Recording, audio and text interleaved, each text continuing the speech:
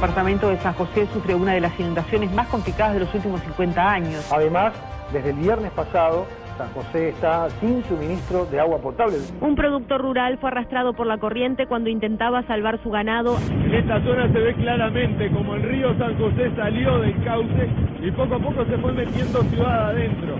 El río San José superó los 11,5 metros en una creciente que es histórica. El departamento de San José es el que registra más desplazados por las inundaciones, superando las 2.000 personas damnificadas.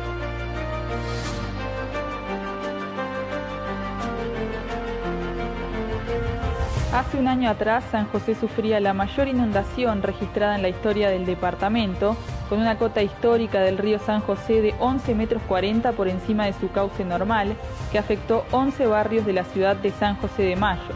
Como consecuencia del hecho, hubo un total de 4.500 damnificados, de los cuales 450 debieron ser evacuados por el Comité Departamental de Emergencia y unos 4.000 decidieron por sus propios medios abandonar sus viviendas.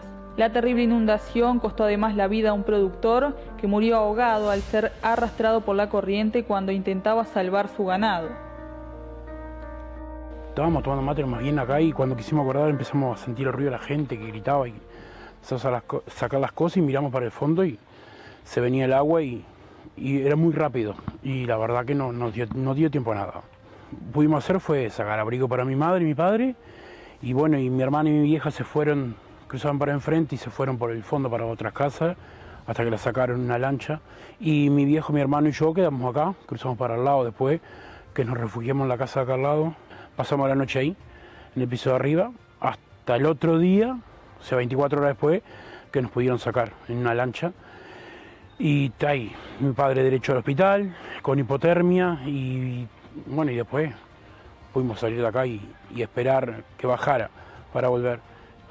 Común y normal, mirá, yo acá tengo un depósito de animales y común y normal, como todas crecientes que se ven, pero después de las 4 de la tarde fue como una cosa que, como si se hubiese venido un tsunami nunca visto. Yo hace 41 años que vivo en el barrio, soy nacido y criado acá en el barrio, como la mayoría de los vecinos viejos, y nunca habíamos visto una cosa igual. Era salvar animales, salvar las pertenencias de la casa. A mí en lo particular me agarró, bueno, todo lo que son animales de granja, que hubo mucha mortandad, la casa por completo, pérdidas generales, y los 2 vehículos. Y no solo a mí, a casi todo el vecindario. Hasta un momento que uno se olvidó de salvar los materiales y empezó a ayudar a la gente porque había que salir. Vino los bomberos y todo, con lancha y todo, y nos sacaron a varios de los vecinos, todo. Primero salían los niños y la gente de edad, ¿no? Yo no me fui justamente, pero yo a mi familia sí, a mi madre y a mis hermanos y eso, y mi sobrina la llevaron para el San Lorenzo, por ahí. Pensamos que iba a llegar donde llega siempre nomás.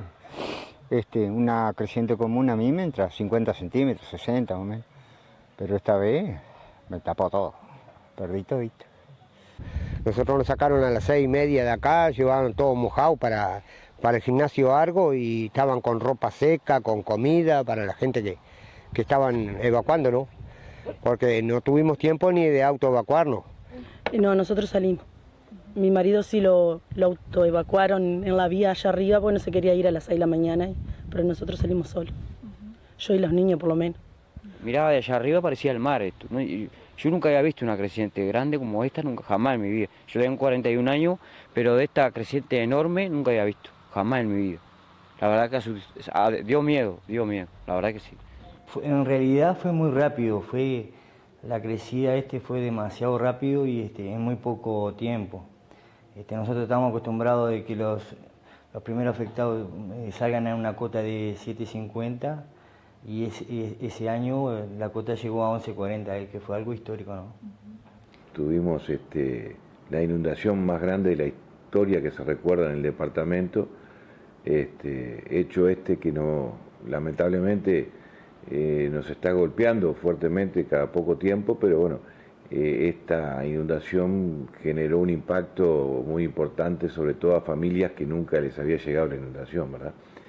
Eso llevó a que toda la planificación prevista en el comité de emergencia de alguna manera tuviese que sufrir algunos cambios, porque había gente, habían familias que al no estar acostumbradas a que le llegase el agua, muchas veces generó allí aquello de que me quedo un poco más, que nunca me ha llegado, llevó a que se hiciera muy difícil la evacuación de las mismas, porque cuando se quisieron dar cuenta ya tenían el agua dentro de sus casas. Porque nunca pensás que va a llegar, ¿viste? Es decir, te quedás hasta el último momento.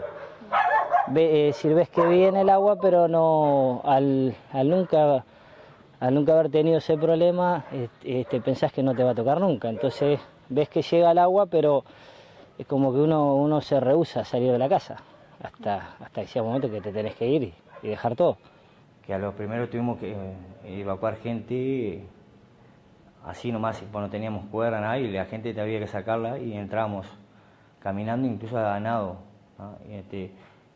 Y con un kayak que un vecino nos prestó ahí, que subían 2 soldados nuestros y traíamos de a uno. Entonces no es lo ideal, pero en el momento se salió con eso. Y empezamos como cerca de la 1 de la mañana, empezamos a trabajar ayudando gente.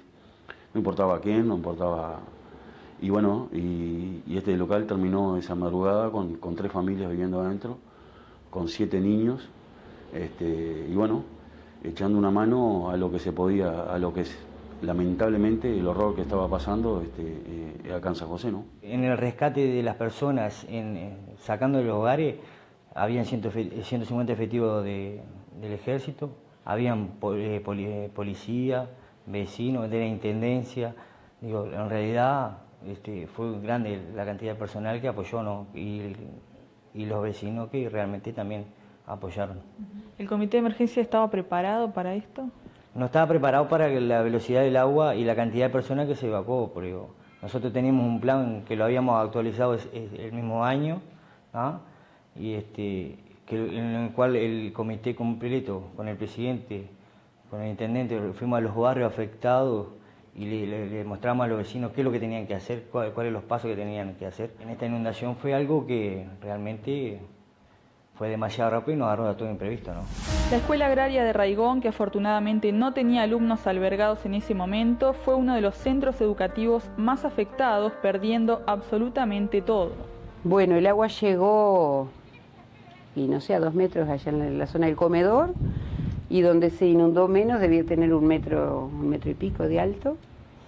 Hubieron muchísimas pérdidas. Con la suerte o bendición, o no se sabe qué, de que no había alumnos, porque fue la noche del sábado al domingo. Con lo cual, lo que tuvimos que lamentar fueron pérdidas materiales, pero no a nivel humano, que es muy importante.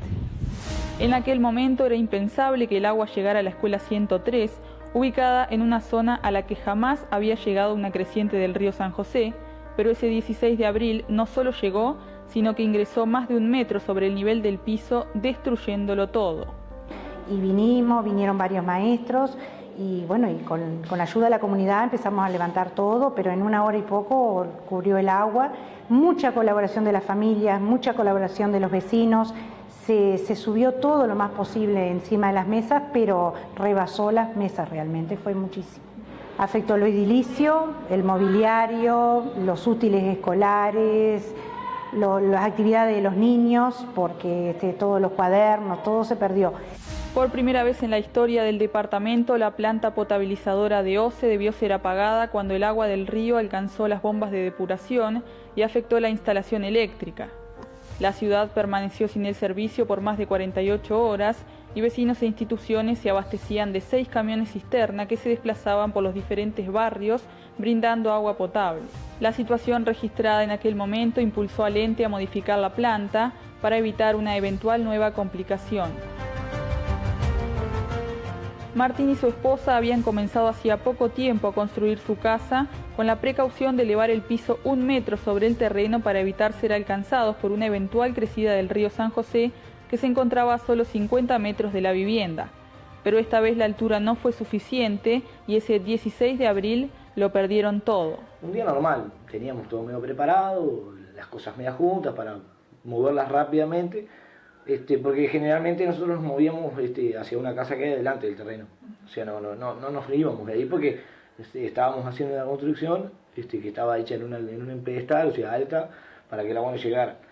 Habíamos puesto una escalera porque de última íbamos a subir al techo, que de hecho se pasó, lo hicimos, terminamos los tres subidos arriba del techo, era Ana y el abuelo de Ana, que Luis, y yo, nos habíamos quedado ahí, y está. Entonces tenía la encrucijada de que teníamos que cruzar la calle con la correntada, pero yo tenía 2 personas para llevar, entonces no me sentía capaz de cruzar con los 2, ¿tá? Que incluso fue bravo igual la cruzada, porque como a las 3 de la mañana cruzó Julio, el vecino de frente. El contador de la luz lo estaba cubriendo el agua cuando yo me tiré enfrente a nado a salvar el viejito que estaba, a sacarlo, que estaba arriba del techo, porque estaba la luz sin cortar todavía. Y estaba pendiente que fue un cortocircuito, el techo de zinc, imagínate lo que hubiese pasado. Y eso fue alrededor de las 3:20 de la mañana. Y él, por suerte, él se animó, él cruzó caminando, andaba en calzoncillo y descalzo, parecía un indio, y cruzó caminando para mi casa, y me dijo, no, dice, nos vamos, dice, vos tal, digo, si vos cruzás, digo, ahora sí, digo, vos agarrás uno y yo agarro el otro de la mano y cruzamos. Y salimos para este lado. Cruzamos la calle, luego nos llevamos, teníamos un bolso armado, que siempre armábamos en la inundación, un bolso, salimos por dentro de la casa de él, y ahí estaba nuestra familia esperándonos, y bueno, y ahí nos fuimos a votar. Nos acostamos en un colchón tirado que le habían prestado a César, que tenía tirado en la cocina, y ahí a dormir, a tratar de dormir, y nada, y digo, yo cuando ya sentados a la 1 de la mañana, sentados en el living de la casa, con el agua en las rodillas, digo, ya como que no, ya había caído la ficha, ¿viste? Entonces o sea, fue como, de esa hora para adelante, no me importaba más, ya está, no me importó más nada. Nosotros estábamos bien. Fernando y Tabaré son 2 de los tantos maragatos que, dejando de lado su propia seguridad, decidieron en un bote precario y sin ningún tipo de protección ir en busca de sus amigos que esperaban ser rescatados. Estábamos en una comida en casa con unos amigos y de repente Mara, que estaba en el cuarto mirando tele, viene llorando para la cocina y nos dice que Germán había quedado aislado, que no sabía cómo iban a hacer para salir, que estaban con el agua al pecho. Con el agua hasta acá, hasta el cuello, los teléfonos los teníamos que tener arriba. Digo, él estaba en mi panza, tenía 3 meses de embarazo y, o sea, era chico, todavía me podía mover bien y lo que queríamos era salir con ellos, no nos importaban las cosas. Coordino con Tabaré para ir al lugar ahí donde nos íbamos a meter, que es atrás de la escuela 100, por Bélgica. Y llegan José Pedro y Manolo con el carro en una moto. El carro no tenía enganche para la moto, ¿no? A Manolo a pulso lo llevaba y Pedro manejaba. Llegaron hasta ahí, la gente no nos dejaba pasar con el bote porque estaban todos amontonados, con autos atravesados, todo. Tuvimos que levantar el bote y llevarlo en anda. José Pedro me dijo que él no se animaba a entrar porque era una locura. Como estaba el río y las condiciones dadas, no teníamos nada. Y yo dije, yo voy. Manolo se ofreció y le dije que no. Y me subí ahí al bote y nada. Me convenció, dije, vamos, le digo, nos vamos. Y metí la pata en el bote, empujamos ahí y pues yo me puse en los remos. Y en realidad nunca había remado en mi vida. Nos encontramos con algunos obstáculos ahí como fardo. Sí, los fardos redondos. Flotando. Nos chocamos. Heladera. Después pasaron unos locos en un bote al lado nuestro y nos dijeron que nos siguiéramos y nosotros seguimos. Era una situación que dije, estoy en el infierno, porque la gente de alrededor y todo gritaba, me ahogo y todo, ¿me entendés? Entonces gritaban bote y todo, y no habían bote, no había nadie, todo el mundo gritando, el agua esa toda podrida. Y bueno, cuando llegamos ahí, él entró a gritar, Germán. Más o menos 300, 400 metros antes de llegar. No puede ser que me estén gritando, y era Tabaré y Fernando, venían en un bote así, y dije, ¡buah! No puedo creer. Llegamos y estaba Germán prendido del alambrado de la casa, con un alambrado altísimo, estaba prendido del alambrado, medio que flotaba con 2 perros, con los bozales puestos y todo, Sí, y Romina estaba dentro de la casa, parado arriba de una mesa y otra mesa más, y parada arriba, con los dos perros más, con dos perros más. Claro. Porque me volvió la vida, porque, viste, en esa situación estás solo, estás en el infierno, todo el mundo gritando, todo, no podés ayudar a nadie ni nadie te puede ayudar a vos. Era así. Entonces era una locura, pero mal. Y llegaron ellos dos en un bote que no puedo ni creer cómo llegaron, y dice suban, nos subimos y Salieron. y agarramos los perros, también los subimos, los perros estaban muy alterados, saltaban todo. Arrancó a remar Tabaré, le digo, porque empezamos a remar de frente y la corriente nos arrastraba. Entonces se me ocurrió remar así, cejado. Exacto. Contra la corriente, para poder avanzar. Nunca contra la corriente. No me pregunte cómo pensé eso, porque, ¿me entendés? Claro, no me convenía luchar contra la corriente, sino lo hice por sentido común nomás. nomás. Que nos daba para ir en diagonal y ir cortando. Lo único que me guió para poder llegar a Bélgica de vuelta fue la luz de la torre de Antel, el titineo, viste, de la luz roja. Eso fue lo único que me salvó, porque dije, Me acuerdo que Renito decía aparte a Piti, Piti, estamos llegando. Usted vende la casa, estamos llegando, y me dice Piti, claro. Sí, estamos llegando, no me mienta, digo, no me mienta. Y por allá, Como tuve te una esperaba. remada, Digo, estamos llegando, estamos ahí. Siento cómo Y ya se el casco hizo ahí, el casco. la parte de abajo del La parte de abajo botecito. toca el coso y Y ahí suspiró, largó los remos, largó todo. ahí nos bajamos y yo me puse muy emocional ahí. Sí, los perros se pusieron como locos. Fue un viaje. Y salimos, y no me pregunté ni cómo salimos, porque está loco. Cuando toqué tierra no podía creer. Sin duda, la noche del 16 de abril fue terrible para quienes tuvieron que padecer la inundación y abandonar sus viviendas, viendo lo que el agua había hecho con ellas. Pero el día después no fue menos doloroso para quienes volvían a sus hogares, viendo que lo habían perdido todo y que como se pudiera, tenían que volver a empezar. No, me traumó porque me sacó todo. Me desprendió, tenía todo yo y me lo desprendió todo. De repente y nos agarró con él con 5 meses de embarazo, ella se llevó hasta el cuarto de él, todo, no dejó nada y tal. Cosas que pasaron, como mi vieja que se enfermó a causa de todo esto, porque cuando pudo volver a ver la casa, todo destrozado con lo que le había costado, tantos años de trabajo y de cosas para recuperar y tener lo suyo y perder todo, como que fue medio duro y tal. Después pasó lo inevitable, porque tuvo un infarto y bueno, 5 días después falleció, el 29 de abril. Yo soy uno de los vecinos que digo, no dejo este barrio por nada, porque acá hay calidad de vida, hay tranquilidad, yo qué sé, pero contra la naturaleza no se puede ni aquí ni en ningún lado. Estamos viviendo a 50 metros del río San José, que uno desde que se armó la casa, con mucho sacrificio, sabe que la naturaleza es la naturaleza. Yo tuve 4 días sin dormir después de la inundación, no solo con el tema de haber perdido todo lo de la casa, la mayoría de los animales con los cuales yo trabajo, compra y venta, pero no pensás, se te nubla la mente. Salimos, en el caso mío, salí adelante, hablé con Antía y me pudo hacer un préstamo y que dio el desarrollo, no sé cómo fue para el tema que estamos trabajando acá, ¿no? Y bueno, y acá la vamos llevando. Hay que endeudarse un poco, porque así, empezar de vuelta sin nada, pedir préstamos y hacer cosas que no estábamos acostumbrados a hacer, y bueno, salimos adelante y se hace, con un poco de voluntad, se hace. Perder todo, ya el hecho de tu casa y no volver a ella, no poder volver a ella, o no sentirte con ganas de volver a ella, para mí eso es perder todo ya, arrancar. Nos llegó el agua, una situación de miércoles, un momento horrible, ¿tá? Y yo dije, yo no quiero volver a vivir esto. Yo sentado arriba del techo, el perro llorando abajo porque no podía subir la escalera, acá no volvimos más, así, fue de una.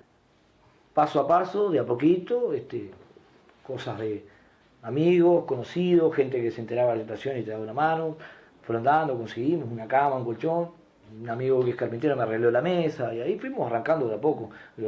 parientes, algunos nos regalaron algún mueble, otros nos regalaron otra cosa. Y está, siempre molestando a uno u otro, uno que te ofrece la cosa, el otro que te presta la camioneta, el otro que se dio cuenta que le sobraba algo y te lo da. Y así nos fuimos armando, de a poquito.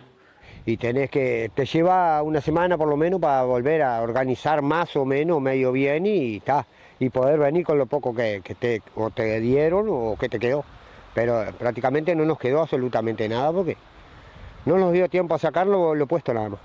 Era espantoso, era horrible ver todo perdido y más aún cuando los chiquilines volvieron el martes porque funcionó, la escuela no cerró, se atendió a los niños, el servicio de alimentación funcionó y ellos empezaban, no está mi cuaderno, mi libro, mis útiles, porque al ser de tiempo completo ellos tienen su salón, ellos dejan acá todo, salvo lo que necesitan para tareas en el hogar, es su lugar y entonces se encontraron que se les había ido la mayoría de las cosas. Pero bueno, nos llevó un mes, más o menos un mes, acondicionar la escuela para volver a retomar las clases después de la inundación.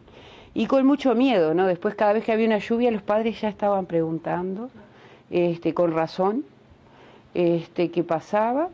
Se formaban grupos de jóvenes, así que venían del centro, amigos que se juntaban y hacían, repartían la merienda, leche, juntaban bizcocho, entre los vecinos hacían comida, ¿viste? Tuvimos 2 o 3 días comiendo comida que nos repartían los mismos vecinos, ¿viste? Hacían. Después nosotros acá en casa, con un grupo de amigos también, y después que había pasado, como viste, porque a veces después que pasa la creciente y se fue el agua, a veces como que se olvida. Es decir, anímicamente, obviamente uno se preocupa por la casa, que esté prolija, que esté pintada. En nuestro caso más bien los materiales de los niños, ¿viste? Pero bueno, se lleva, la llevamos bien igual, por suerte. Ahora estamos... justo me agarraste reconstruyendo un poco también, pintando, podando. El otro día domingo seguía cubierta de agua y recién se pudo ingresar el lunes, que era feriado, y que se empezó a limpiar, que estaba cortada el agua, que trabajábamos con el agua del tanque.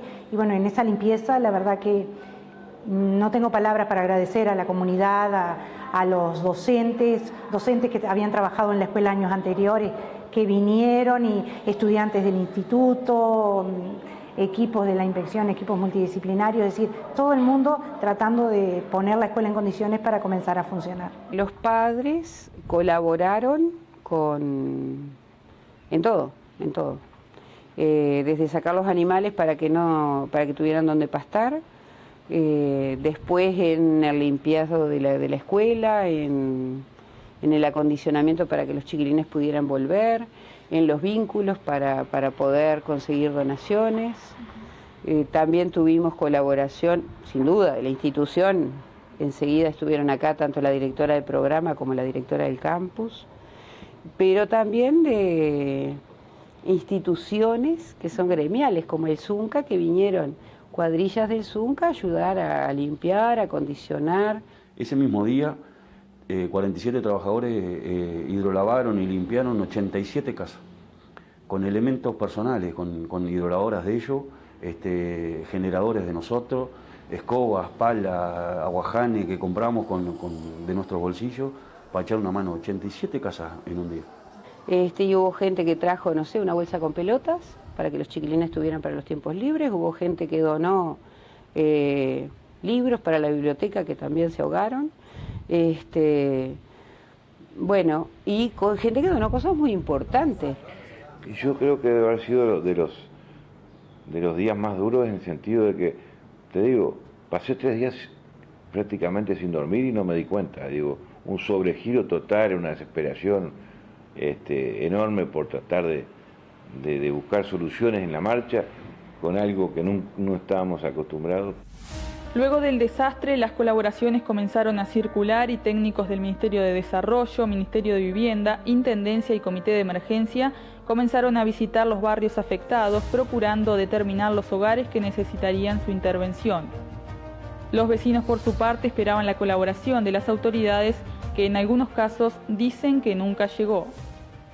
Nosotros tenemos varias etapas, ¿verdad? Nosotros primero debemos destacar lo que fue la ayuda de instituciones sociales que ofrecieron sus instalaciones de gimnasios para poder contener allí a muchas familias que tuvimos que ubicarlas en estos lugares en forma transitoria.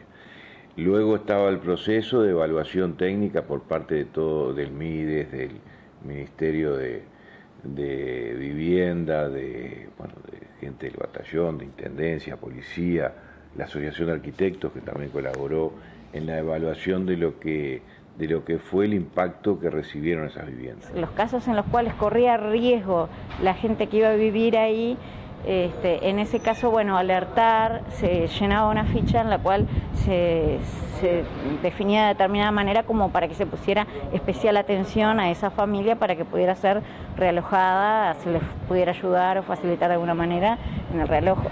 Y en muchos otros casos que se pudo ir haciendo algunas reparaciones, bueno, ahí en muchas situaciones el Zunca colaboró. Hicimos el balance de donado 4.500 horas donadas, 4.500 horas por parte de las brigadistas de San José de Mayo y algo así como 1.000 horas en los brigadistas de Ciudad de Plata, que vinieron acá en todo San José. O sea que capaz que si hacíamos un edificio con 5.500 horas, un edificio de 10 pisos, capaz que una empresa constructora paga 5.500 horas para construir el edificio.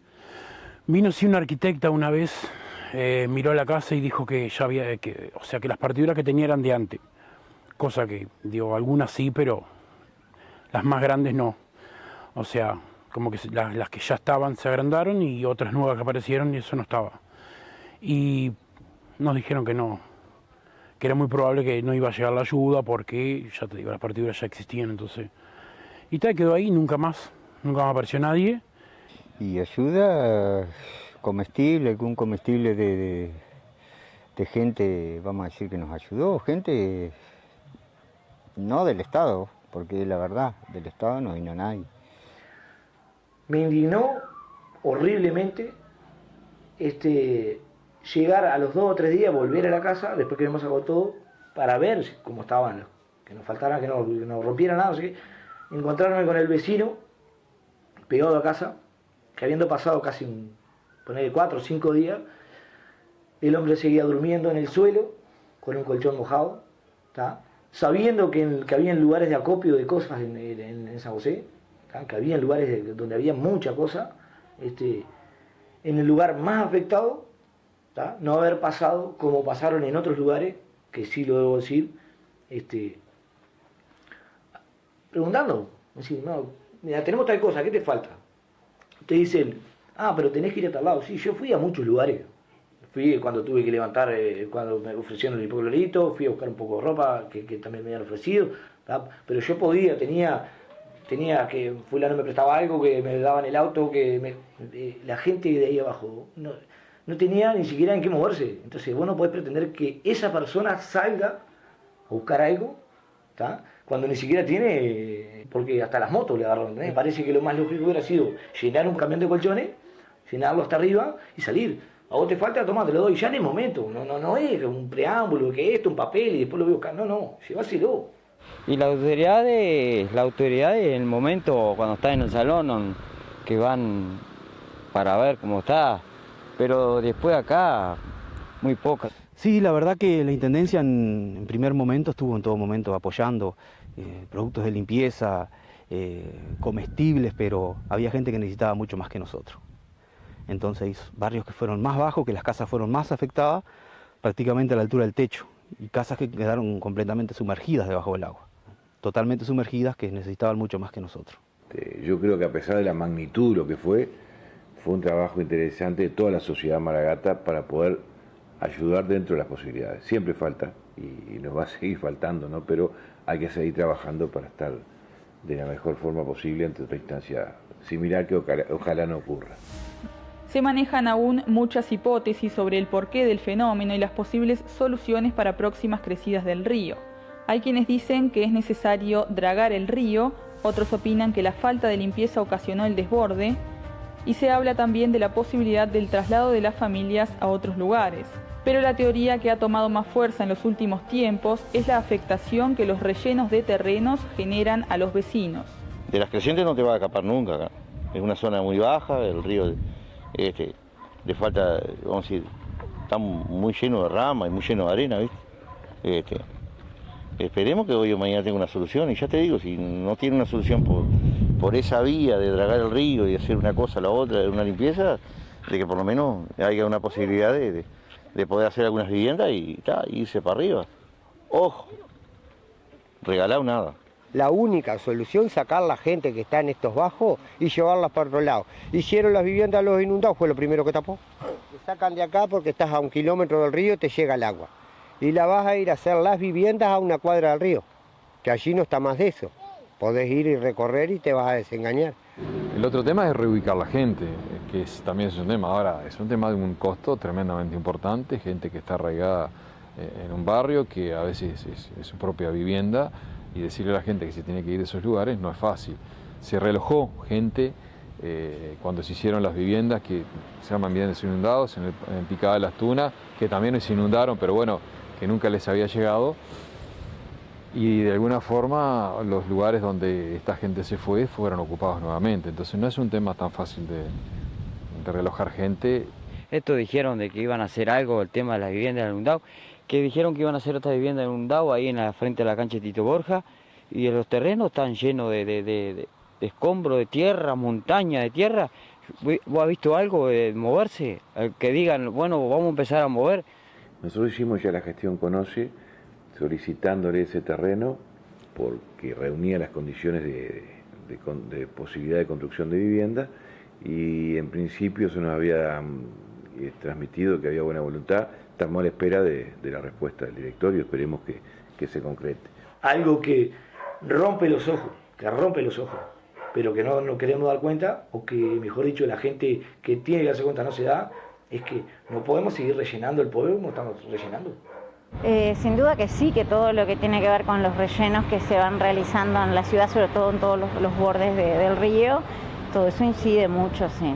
Pero eso, digo, es algo que requiere un estudio bastante complejo, y bueno, y hay técnicos competentes en esa área trabajando en eso.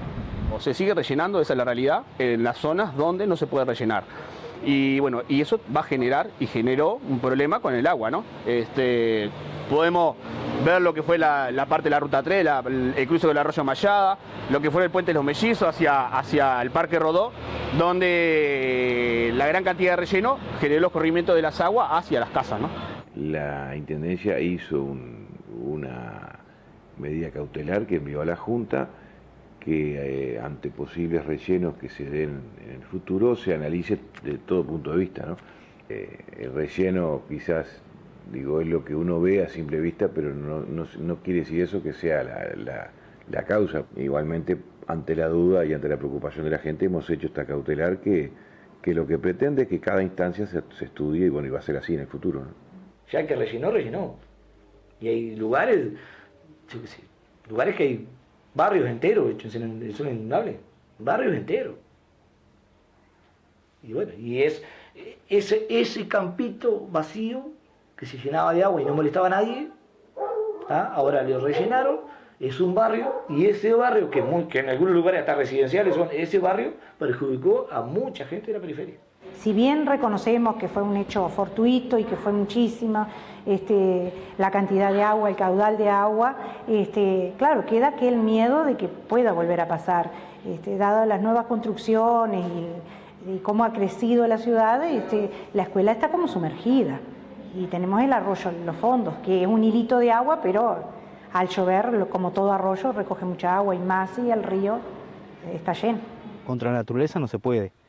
Pero sí hay una solución, hay que limpiar un poco el canal del río, el río está muy sucio. Antes había areneros que cavaban parte del río, después el tema de la dinama y toda esa historia, empezaron a prohibir la saca de arena, los montes se han criado, los canales están sumamente sucios. Entonces sí, solución sí, habría que limpiar los canales. Salimos a recolectar firmas para plantear, no sí el tema del dragado, sino la posibilidad de hacer un estudio para saber en ciencia cierta con ese estudio si dragando el río le puede afectar menor cuando vengan las inundaciones. Me parece bien que se haga el estudio, no quiere decir que porque me parece que no es esa la idea, por lo que me dijo el diputado, ni la lista 50, ni el diputado, ni el intendente, ni nadie puede decir lo que hay que hacer es esto, porque sería un atrevimiento de nuestra parte, pero sí realizar el estudio en el cauce, que es lo que está buscando la lista 50 a través de la firma, para que Hidrografía lo haga y bueno, que es justamente es el organismo idóneo en la materia para ver si podemos mejorar la realidad del cauce, ¿no? Por otra parte, técnicos españoles analizaron la posible construcción de un dique de contención para evitar nuevas inundaciones. Nosotros estamos trabajando a nivel internacional con estas empresas que vemos que podemos recurrir a ellos para que nos hagan un diagnóstico de la situación y sobre todo con experiencias que nosotros sabemos que esta gente de Mactel está trabajando en Paraguay sobre una situación parecida a la nuestra y que bueno, que como se está trabajando allí quizás antes de irse, como te decía, a Sudamérica podemos tener algún informe que nos permita tener algo más concreto, pues se habla mucho, todos hablamos, todos opinamos, pero claro, fundamentos técnicos, si no los tenemos, no, en lo que respecta a mí por lo menos no puedo ir más allá de lo que es la realidad de lo que entendemos se está dando, que es que el cambio climático nos está golpeando de otra manera, ¿no? Por su parte, el Frente Amplio planteó en la Junta Departamental la construcción de una cartera de materiales para la atención de las familias en casos de emergencia. Que la Junta Departamental, con el dinero que devuelve la Intendencia, que no se gasta del rubro cero, la Intendencia crear una cartera de materiales, un fondo con el dinero ese y otras donaciones más, como podemos saber, el ZUNC había donado una gran cantidad de plata que lo tenía la Intendencia, bueno, generan una cartera de materiales pura y exclusivamente para situaciones de estas características, ¿no? Estamos hablando que puede ser por las inundaciones, el planteo es a raíz de las inundaciones, pero también puede ser por viento fuerte, puede ser por incendio. El proyecto hace un año que está anclado en la Comisión de Legislación, no hay, a nuestro entender, no hay voluntad por parte del Partido Nacional de tratarlo y bueno, nosotros hemos insistido y bueno, estamos a la espera que se resuelva ese proyecto, ¿no? El Comité Departamental de Emergencia cambió su protocolo de actuación luego de las inundaciones, modificando formas de atención a la sociedad, lugares aptos para albergar evacuados y solicitando al Sistema Nacional de Emergencia más herramientas por las cuales aún esperan. Estamos más preparados, tenemos más información a dónde recurrir ante situaciones puntuales. Yo te decía lo que sucedió con todo el riesgo que corrimos, porque la gente no salió y se hizo la noche y quedaron encima de los techos y cuando se dio cuenta que tenía el agua y que corrían riesgo solicitaban ayuda y el equipamiento que tenía bomberos con las lanchas no era suficiente, tuvimos que recurrir. Bueno, todo eso ya se está haciendo un registro de a dónde recurrir, a dónde lograr que las embarcaciones o las lanchas las podamos tener disponibles dentro del mismo protocolo y de forma más rápida. Yo creo que todo eso nos ayuda. Lo mismo tuvimos con los refugios, ¿verdad?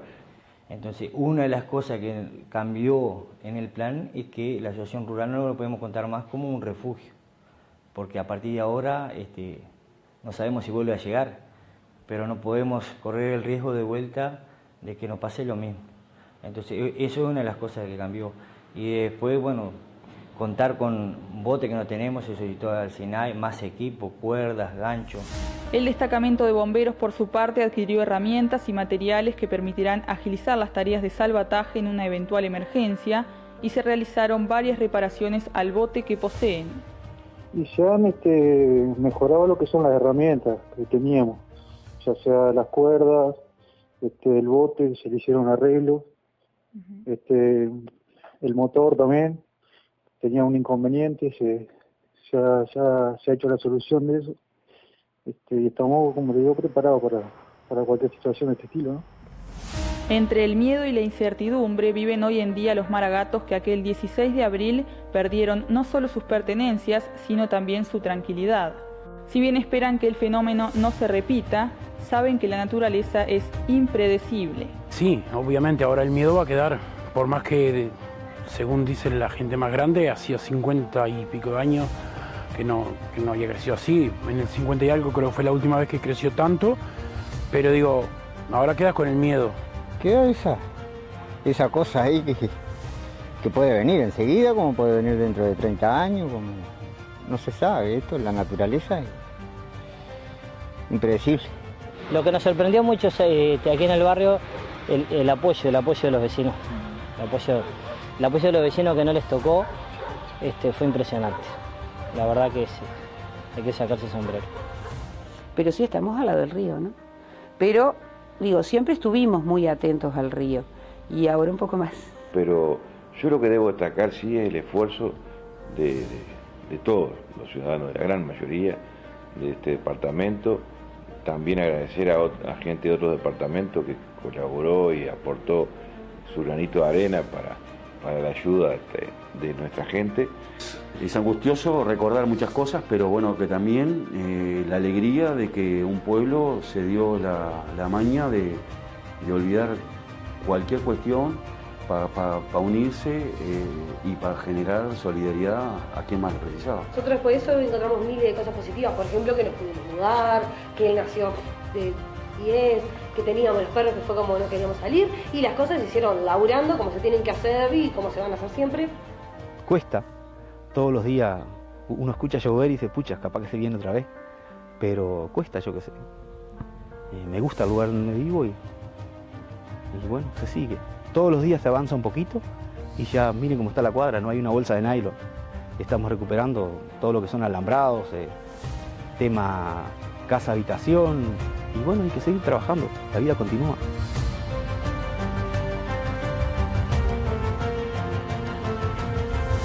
Como hemos visto, la inundación del año 2016 nos dejó muchas cosas, nos recordó que somos vulnerables y que a la naturaleza se la debe respetar, pero sobre todo nos unió como sociedad y demostramos que con solidaridad los maragatos podemos más que cualquier adversidad.